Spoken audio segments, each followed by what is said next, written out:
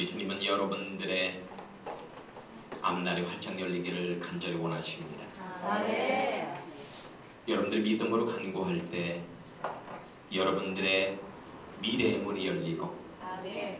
그 미래에 여러분을 위한 풍요와 행복과 그리고 좋은 모든 것들이 준비되어 있을 줄 믿습니다. 아멘. 제가 아는 목사님 중에 한시성을 가진 목사님이 계셔요. 그분은 원래 책장사이셨습니다. 책을 파는 분이었는데 어느 교회 부흥회 때 사람들이 많이 모일 걸 생각하고 책을 팔기 위해서 그곳에 갔다가 그 부흥 강사님의 말씀을 듣고 은혜를 받은 거예요. 은혜를 받았는데 얼마나 은혜를 많이 받았는지 하나님께 일생을 헌신하겠다고 서원을 했습니다. 그래서 그분은 당장 신학을 시작해서 나중에 교회를 개척하게 됩니다. 그런데 개척이라는 것이 그렇게 쉽진 않죠. 사람들이 많이 오지도 않고요. 많이 오지도 않는 게 아니라 아예 한 명도 안 오는 겁니다. 아예 한 명도 안 오는 거예요. 그래서 어떻게 하면 이 교회가 부흥하고 성장할 수 있을까 곰곰이 생각을 한 끝에 교회를 문을 닫고 어린 아들과 아내를 다마스라는 조그만 차에 태우고 전국에 부흥하는 교회와 기도원을 탐방해서 연구를 하기로 해서 실천에 옮겼습니다. 그리고 1년 동안 가재도구를 다 차에다 싣고 아내와 어린 아들을 데리고 경상도, 전라도, 강원도, 충청도, 경기도, 서울에 부흥하는 교회와 부흥하는 기도원을 다 찾아다니면서 한 달 이상씩 그곳에 다니면서 연구를 합니다. 이렇게 1년을 꾸준히 탐방을 한 후에 돌아와서 그 목사님은 이렇게 간증을 했습니다. 부흥하는 교회의 공통된 특징은 간절히 은혜와 치유와 축복을 구하는 사람들이 많았다는 것입니다. 이렇게 간증을 했습니다. 그러니까 부흥의 원인은 사람들에게 있었다는 거예요. 부흥을 갈망하는 사람들에게 그 원인이 있었다는 것입니다. 부흥의 비결은 교회당 크기나 목회자의 학벌이나 그 어떤 유창한 설교술이 교회를 부흥하게 하는 것이 아니었다는 겁니다. 정말 설교를 잘하는데 부흥하지 않은 교회들이 많이 있었고요. 교회당 큰데도 부흥하지 않은 교회가 많이 있었고요. 목회자의 학벌이 명문대 나오고 외국 유학 가서 박사학위를 갖고 있었는데도 부흥하지 않은 교회가 많이 있었다는 거예요. 그런데 그거와 전혀 상관없이 부흥하는 교회는 부흥을 갈망하는 그러한 성도님들이 많이 있었다는 겁니다. 부흥을 위한 뜨거운 기도, 부흥을 위한 뜨거운 찬양, 부흥을 갈망하는 뜨거운 성도들의 교제가 있었다는 겁니다. 아멘.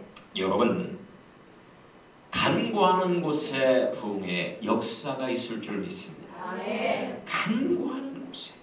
그렇습니다. 간구하는 곳에 은혜가 있고 간구하는 곳에 치유가 있고 기적이 있고 풍요의 역사가 일어나는 것입니다. 아멘. 지금 여러분에게는 부흥을 위한 절박한 심정이 있습니까?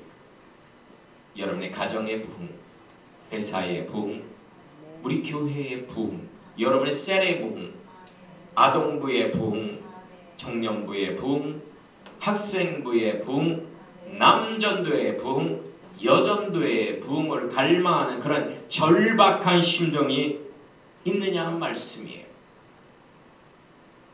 간구라는 것은 간절히 구한다 그런 뜻입니다. 간절, 간이 절절하게 구한다. 여러분 간이 한번 절절해 보신 적 있습니까? 간이 어디 달렸는지도 모르시죠? 저도 몰라요. 간이 어디 달렸는지 저도 아마 이 부분에 어딘가 간이 있을 거라고 생각을 합니다만은 간이 절절하게 구하는 것이 바로 그것이 간구입니다. 어느 한 제자가 스승에게 간구의 의미가 무엇입니까? 라고 물었습니다. 그러자 스승은 그 질문을 받기에 무섭게 그 제자를 물속에다 밀어버리는 거예요. 제자는 물에 빠져 허우적대며 살려달라고 아우성을 쳤습니다. 그때 스승은 제자를 구해줍니다. 구해주면서 이렇게 답변을 합니다. 간구가 뭔지 이제 알겠느냐? 이것이 바로 간구니라 그랬어요. 그러니까 물에 빠진 사람처럼 절박하게 구하는 외침, 절박하게 구하는 심정, 이것이 간구라는 거예요.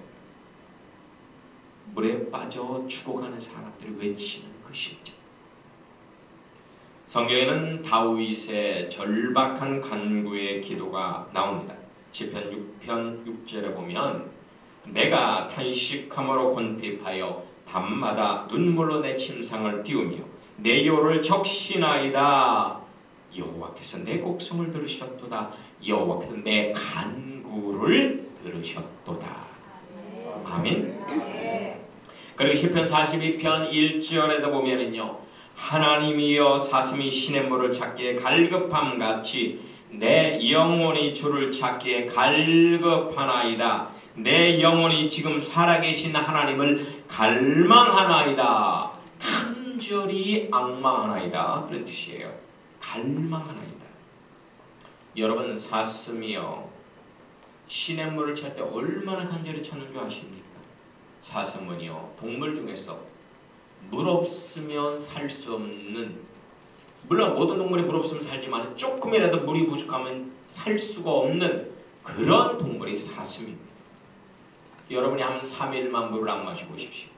그때 그런 심정으로 물을 찾는 것처럼 그렇게 하나님께 부르짖어 간구한다면은 반드시 여러분이 원하는 것을, 그 이상의 것을 받을 수가 있다는 것입니다.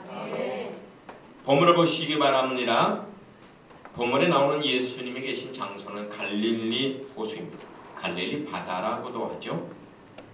그런데 31절을 보면 특이한 점이 발견됩니다. 31절을 가만히 분석해 보면은요, 주님께서는 두로 지경에서 나와서 시돈을 그냥 지나고 대가볼리 역시 그냥 통과했다고 나옵니다. 스킵한 거예요. 그냥 통과한 거예요. 두로에서는 한 사건이 있었죠. 그리고 갈릴리에서도 사건이 있었습니다만 시돈과 대가볼리는 그냥 지나갔습니다. 예수님께서 분명히 그 장소를 지나가셨습니다. 지났다면 예수님이 실존했다는 거예요. 분명히 그 장소에 있었습니다. 그런데 그 장소에서는 아무 일도 없었습니다. 왜? 그 장소에서만 예수님의 존재가 부각되지 않았을까요? 왜 예수님의 존재 의미가 나타나지 않았을까요? 전능자 예수님이 계시면 그냥 귀신이 떠나가고 병이 떠나가고 가난과 우환이 떠나야 되는 거 아닙니까? 전능자 예수님이 계시면 그래야 되는 거 아니냔 말이에요. 그런데 실상 그렇지가 않습니다. 예수님을 구주로 영접한 우리 모두의 심령은 성령 하나님께서 내주에 계십니다. 성령 하나님은 바로 구원자, 나를 위한 인격적인 구원자 예수님이십니다. 분명히 지금 나와 함께 계신다는 말이에요. 그런데 모든 그리스도인들에게 동일하게 신령한 은혜와 치유와 기적과 풍요가 임하지는 않는다는 겁니다. 모든 그리스도인들에게 똑같은 수학 강의를 한 선생님에게 들었음에도 한 60여 명의 학생이 그 중에서 100점짜리가 나오고 0점짜리가 나온단 말이에요. 똑같은 강의를 들었는데 똑같은 강의를 듣고 똑같은 강의를 가지고 문제를 만들어서 풀게 했는데 100점짜리가 나오고 0점짜리가 나온단 말이에요. 똑같은 예수님이 우리 안에 함께 하시는데 그 예수님으로부터 놀라운 치유와 기적과 풍요를 선물로 받는 사람이 있는가 하면 그렇지 못한 사람이 분명히 있다는 겁니다. 무엇이 문제일까요? 왜 그럴까요? 오늘 그 원인을 찾아서 그 원인의 그런 문제점을 우리가 고친다면은 우리도 분명히 나와 함께 하신 예수님으로부터 풍요와 행복과 그리고 치유와 모든 기적을 선물로 받을 수가 있을 것입니다. 아멘. 할렐루야. 아멘. 문제는 뭐냐면 간구의 부족입니다. 간구의 부족. 문제는 간구의 부족이에요. 간절한 마음이 없다는 겁니다. 제가 똑같은 설교를 합니다만은 여기에서 이 설교를 통해서 여러분의 문제가 해결되고 병이 고침받고 영의 눈이 열리고 영의 귀가 열리고 영혼이 새로워지고 하나님의 임재를 경험하는 사람이 있는가 하면 그렇지 못한 사람도 있을 겁니다. 그 문제는 뭐냐면 간구의 문제예요. 간구하는 사람, 이것이 심령이 대단히 가난해진 사람입니다. 심령이 겸손해진 사람입니다. 간구하는 심정을 가진 사람은 놀라운 은혜를 경험하게 될 겁니다. 아멘. 마가복음 4장의 에피소드를 통해서 우리는 간구의 중요성이 얼마나 우리에게 필요한지를 배울 수가 있습니다. 날이 저물자 제자들이 예수님을 모시고 갈릴리 바다에 배를 띄웠습니다. 육지에서 기가 죽었던 제자들은 배를 타니까 기가 살았습니다. 왜입니까? 제자들 대부분이 그 갈릴리 바다에서 고기를 잡던 어부 출신이었기 때문이에요. 이제 자기 뭐예요? 자기의 어떤 이 메인 그라운드에 왔잖아요. 그렇기 때문에 기가 산 겁니다. 갈릴리 바다 중간쯤에 이르니 갑자기 큰 광풍이 불어서 집채 많은 파도가 일기 시작합니다. 배가 뒤집힐 것 같아요. 사실 갈릴리는 호수예요. 호수에는 그런 것이 일 수가 없거든요. 그런데 갈릴리 호수는요, 막상 여러분 배 타보면 알겠지만은요, 호수라고 할 수가 없어요. 바다입니다. 갈릴리 호수를 있잖아요. 딱 횡단을 하는데 1시간이 걸려요. 횡단을 한다. 배를 타고. 빠르게 횡단하는데 1시간이 걸릴 정도로 어마어마하게 큰 호수입니다. 그러니까 거기에서 막 유라굴라 광풍 같은 그런 광풍이 부니까요, 집채 많은 파도가 그냥 막 어떤 배 위로 막 오는 거예요. 그들은 젖먹는 힘까지 다 써서 애를 씁니다. 하지만 안 됩니다. 안 되니까 그제서야 그 배에 예수님이 타고 계시구나 라는 것을 느끼게 됩니다. 그때 그들은 가서 예수님을 깨웁니다. 예수님 우리가 죽게 되었습니다. 빨리 깨어나셔서 우리를 구해주세요. 간절히 부르짖으면서 도와달라고 외칩니다. 그러자 예수님은 잠에서 깨어서 일어나서 바람을 향해서 꾸짖습니다. 잠잠하라, 고요하라 라고 말씀하셨어요. 그러자 갑자기 바람이 뚝 그치고 바다가 잠잠해졌습니다. 예수님이 깨어나셔서 예수님이 역사하니까 문제가 해결됐단 말이에요. 내 안에 잠자고 있는 예수님이 깨어나셔서 역사하면 문제가 해결됩니다. 이것을 아사주생이라고 해요. 내가 멈추면 주님이 일하신다. 그제서야 제자들은 예수님의 신성을 느끼고 두려워하고 놀랐습니다.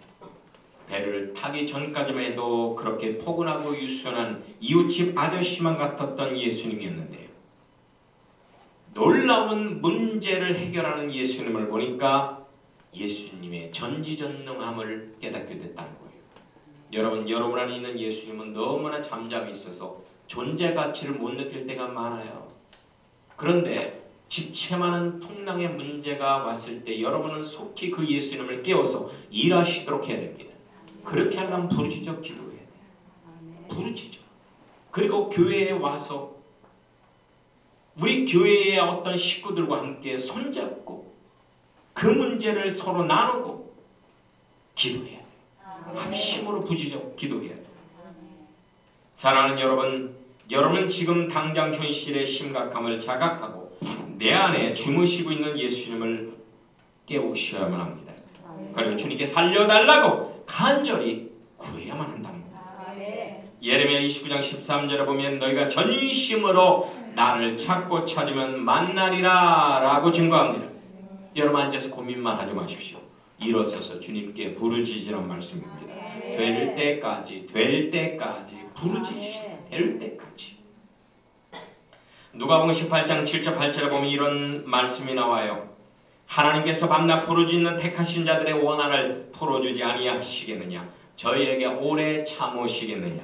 내가 너희에게 이르노니 속히 그 간구를 들어주시리라. 그러나 인자가 올 때 세상에서 믿음을 보겠느냐. 믿음을 보겠느냐. 아멘. 여러분 이곳에 세부천 교회당이 새로 건립되리라는 믿음을 갖고 계십니까? 아멘. 그래서 전 세계 사람들이 이곳으로 모여들리라는 비전을 갖고 계십니까? 아멘. 믿음은 체념하는 것이 아닙니다. 여러분이 간절히 구하는 것을 받을 때까지 마음을 지키며 구하는 것입니다. 받을 때까지 구하는 거예요. 받을 때까지. 여러분 우리가 믿음의 아버지, 기도의 아버지라고 한다면 영국의 목사님인 조지 뮬러 목사님을 들 수 있습니다. 그분은 기도응답 받을 때마다 노트에 기록했는데 그것이 5만 번이 된다고 합니다. 아유, 그 조지 뮬러 목사님이 5만 번이나 받지요. 아유, 그분은 특별한 분이에요. 기도응답에 은사가 있어요. 아니에요. 조지 뮬러 목사님은 물론 기도할 때 즉각적인 응답이 있을 때도 있었습니다만 어떤 기도는요 30년 걸려서 응답 받은 적도 있습니다. 아무리 기도해도 응답이 없으니까 그 주위에 있는 사람이 안타까워서 목사님 하나님의 뜻이 아닌가 봐요. 이제 포기하시죠 라고 조언을 해줬습니다. 그러자 그 목사님이 이렇게 말을 했다고 합니다. 그게 무슨 말입니까? 내가 아직까지 기도하고 있다는 건 하나님이 주신다는 거 아니겠습니까? 그리고 나서 조지 뮬러 목사님이 죽고 나서 1년 후에 그 기도가 응답됐다고 합니다.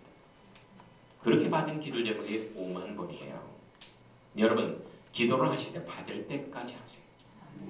마음을 지키고 포기하지 말고. You never give up. Never give up. 포기하지 말고. 두로지경에서는 하나님의 전통적 섭리를 깨는 코페르니쿠스적 기적이 일어났습니다. 그 기적은 부정한 이방인의 수르보니게 족속 여인의 간구하는 부르짖음을 통해서 이루어졌다는 겁니다. 이 헬라 여인은 더러운 귀신 들린 어린 딸을 둔 불행한 여인이었습니다. 그녀가 멀리서 소리를 지릅니다. 하지만 예수님 무시합니다. 이것을 보다 못한 제자들이 예수님께 한번 만나 주시죠 라고 간구합니다. 하지만 예수님은 단호하게 거절합니다.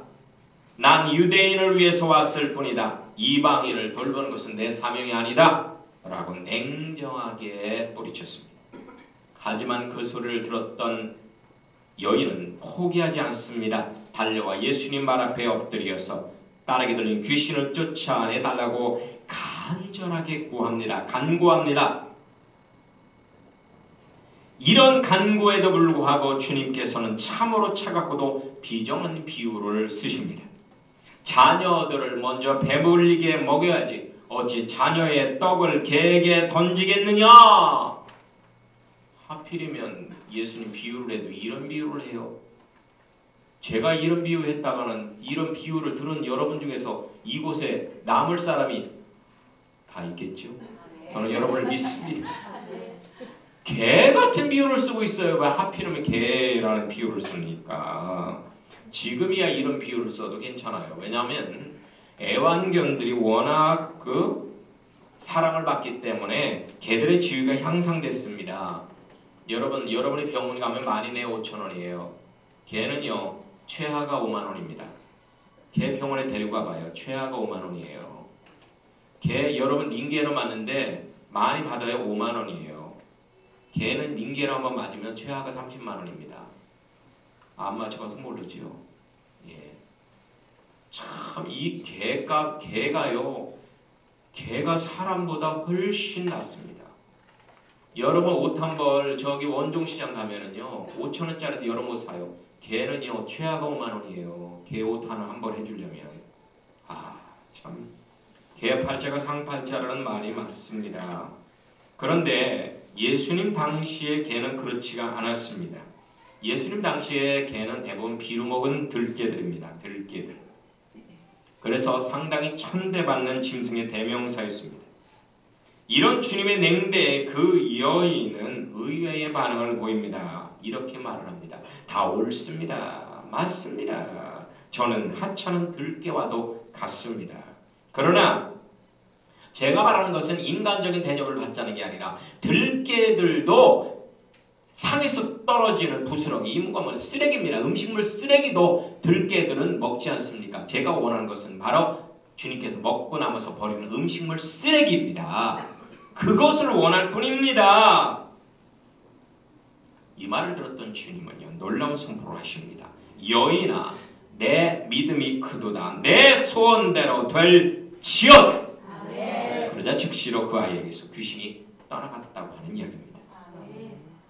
이 사건에서도 불가능을 가능케 한 것은 여인의 부르짖는 간구였다는 겁니다. 여러분, 간구는 자기를 완전히 부인하고 내려놓는 생활 영성의 삶입니다.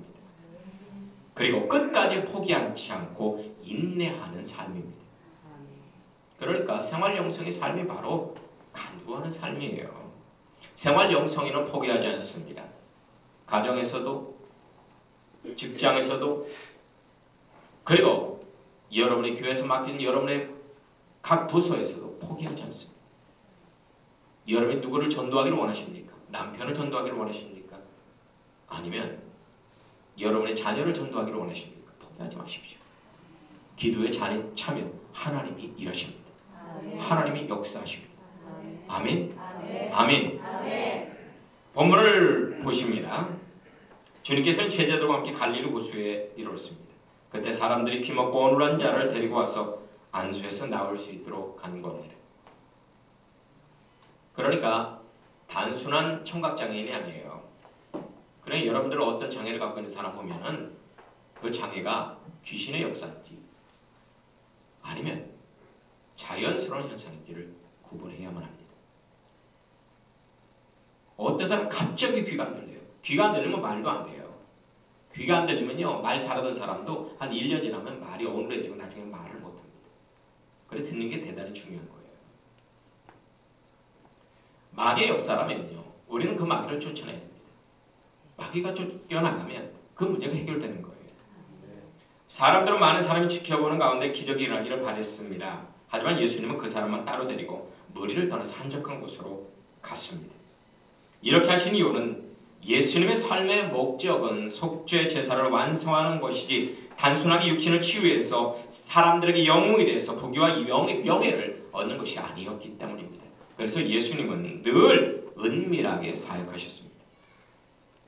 우리의 구원자이신 예수님은 공공연하게 드러나는 사역보다 드러나지 않는 작은 사역을 실천하셨습니다. 예수는 평범한 일상의 영성을 추구하셨다는 겁니다. 이렇듯 예수님은 사람들에게 인정받는 자기 의의를 쌓는 데 주력하지 않고 하나님께 인정받는 하나님의 의의를 쌓는 생활 영성의 삶에 주력하셨다는 거예요. 예수님은 기먹고 말 더듬는 사람들에게 특별한 방법을 사용하셨어요. 일단 손가락을 양 귀에 이렇게 양 귀에 떴습니다. 예수님의 손이 상당히 컸다는 얘기예요. 저 같은 경우는 안 되는데 예수님의 손이 상당히 예수님이 아주 손이 크셨다는 거예요. 그래서 양 귀에 이렇게 손으로 한 손으로 댑니다. 그리고 한 손에는 침을 탁 뱉어갖고 이 침을 갖다가 뱉은 이 손을 갖다가 혓바닥에 댑니다. 여러분들 침 뱉어보시면 침 여기 손에다 뱉어 하면 코에 맡아 냄새 진짜 끝내줍니다. 아주. 여러분 침은 뭐 거기 향수 냄새 날 것 같아요. 침 속에 침 자체가 아밀라제라는 게 있어서 이게 효수제가 있어갖고 세균이 가장 많아요. 침이. 근데 그 세균이 결국 음식물을 분해하는 역할을 하기 때문에 침 속은 세균 덩어리라고 보면 돼요. 침 자체가 세균 덩어리예요. 세균 덩어리. 그러니까 천연 요구르트라고 보시면 돼요. 천연 요구르트. 우리 여러분들 시골에서 자란 우리 시대에 한 40대 50대 분들은요, 어렸을 때요 위장병이 없었어요. 거의 없었어요. 왜 그러냐면 밥을 먹을 때 할머니가 먼저 이렇게 입속에 넣어서 얼려게 아이고 내 새끼 이렇게 넣어줬어요. 할머니가 먼저 다 씹은 다음에 그걸 갖다가 뱃속에 넣어주세요. 그러니까 그게 소화가 그렇게 잘 되고. 그리고 위장병이 없었어요. 위장병이요. 약 안 먹었습니다. 우리 때는 어렸을 때 약 안 먹었어요. 지금 아이들은 너무 뭐 변비에다가 뭐 여러 가지 위장병 많잖아요. 그게 뭐냐면 침이 그걸 먼저 1차적으로 소화를 시켜줘요. 음식으로 소화를 시켜 놓기 때문에 소화되기가 쉽거든요. 그러니까 위장이 안 좋으신 분들이 있으면 우리 그 아내나 남편, 만약에 남편의 위장이 안 좋으시면 아내가 여보 잠깐만 밥 줘. 입 벌려. 이렇게 넣어주시면 남편의 위장병이 치유되고 아내의 위장병이 치유될 줄 믿습니다. 믿음을 갖고 실천해 보세요. 우리 아블레 장군이 아멘 했습니다. 오늘 점심 때부터 우리 조한 권사님 입 딱 벌리시고. 예. 자, 예수님은요 이렇게 한 손으로 귀를 막고 한 손에 침을 뱉어 혀를 대고 나서 이렇게 하늘로 올라서 탄식하십니다. 그리고 이렇게 말씀하셨어요. 에바다 말씀하셨어요. 에바다. 애를 받으라는 뜻이 아니고요. 에바다는 아람어입니다. 아람어. 예수님은 아람어를 사용하셨거든요. 아람어는 히브리 방언입니다. 히브리 방언이에요. 유대인들의 서민이 쓰는 말입니다. 히브리 방언 서민들이 쓰는 말이에요. 여러분 우리가 쓰는 표준어가 어느 말이라고 생각하세요? 지금 저도 표준어를 쓰고 있는데요. 표준어가 우리나라 어느 지방 말일까요? 서울? 아닙니다. 서울이라고 알고 계시죠? 표준어는 서울 말이 아닙니다. 지금 우리가 쓰는 표준어는 경기도 말입니다. 경기도 말이에요.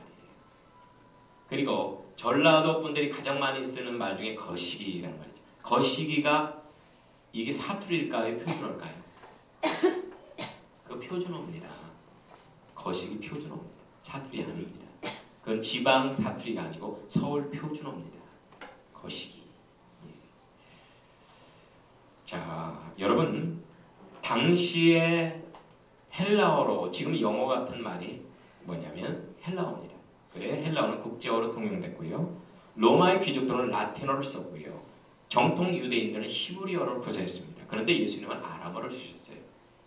그러니까 사투리를 쓰셨단 말이에요. 예수님은 표준어를 쓰지 않으셨습니다. 자, 예수님의 선포가 끝나기가 무섭게 귀가 열리고 혀에 맺힌 것이 풀렸다고 성경은 증거합니다. 에바다라는 것은 열려라 그런 뜻이에요. 열려라! 열려라! 해결될지어다! 그런 뜻입니다. 여러분, 예수님은 단순히 치료하지 않으셨습니다. 꼭 사전에 치유를 위한 이벤트를 하셨어요. 이것처럼요. 예수는 그냥 귀는 들리고 말은 정확할지어다 말만 하면 되잖아요. 그렇게 안 했어요. 꼭 이벤트를 하셨어요. 그 침을 뱉고 혀에 왜 되냐 말이에요. 제가 여러분들 뭐랄까 목사님 제가 있잖아요. 요새 머리가 아파요. 그러면 잠깐만요. 예수님 이렇게 하면은 어떻게 하는지 받겠지. 그러고 끝나고 나서 왜 이렇게 기분이 찝찝하지? 다시는 아마 그런 기도 받으려고 안 할 거예요. 근데 예수님 꼭 그렇게 하셨어요. 요한복음 9장에도 보면요. 장님을 고칠 때 침으로 진흙을 이깁니다. 침으로. 참 침이 요긴하게 사용되어 있어요. 예수님은. 침으로 진흙을 이긴다면 그걸 장님 눈에 또 발랐어요. 이런 어떤 예수님 테스트를 하셨고요. 그리고 아브라함에게도 24년 테스트를 한 후에 이삭을 주셨고요. 모세도 40년간 테스트를 한 후에 이스라엘 영달을 세우셨고요. 예수님 자신도 30년간 테스트를 받고 공생애를 시작하셨습니다. 저도 마찬가지예요. 86년도 10월 31일 날 하나님의 시내산에 강림하신 하나님을 그렇게 하나님을 만나고 서원을 했습니다. 그리고 20년 가까이 방문 판매 활동을 했어요. 그리고 어린이집 인형극을 하면서 아이들에게 인형극 아저씨로 불렸습니다. 그리고 쉬는 삶에 법원에 빨간 딱지가 붙는 수모를 받고 사기를 당해서 제가 살던 집에서 쫓겨나가고 부교육자 생활하면서 여러 교회에서 억울하게 실직하는 그런 테스트를 거쳐서 2005년도에 하나님께서 세보천 교회를 저에게 맡겨주셨습니다. 여러분 중요한 것은 예수님 앞에 나와서 공개적으로 순간 좌절될 만한 환경을 어떻게 극복하느냐 이것이 중요하다는 거예요. 여러분, 겸손하지 않고는 결코 환경을 극복할 수 없습니다. 겸손할 때만이 우리는 기적의 주인공이 될 수가 있다는 것입니다. 본문에서는 잠깐의 시간이지만 실제 환경에서는 그 테스트 과정이 1년일지 10년일지 아무도 모릅니다. 그것이 바로 번제 과정이라는 거예요. 이 테스트 과정을 하나님께서 광야에서 3차례를 하신 다음에 통과하면 흰옷을 입혀주고 생명과를 먹게 해서 천국으로 불러 올리신다는 겁니다. 아멘. 여러분, 간구는 자아가 완전히 깨어진 겸손한 사람만이 할 수 있는 것입니다. 주님 앞에 모든 것을 내려놓는, 즉 완전히 항복한 사람은 영의 귀가 열리고 신령한 음성을 듣게 되고 우리의 말이 분명해져서 주 예수님은 전능하신 하나님이요 거룩하신 나의 구원자이십니다 라고 고백을 하게 될 것입니다. 여러분, 간구하시기 바랍니다. 여러분의 문제를 놓고 간구할 때 반드시 그 문제가 해결될 줄 믿습니다. 아멘. 할렐루야. 찬양하십니다.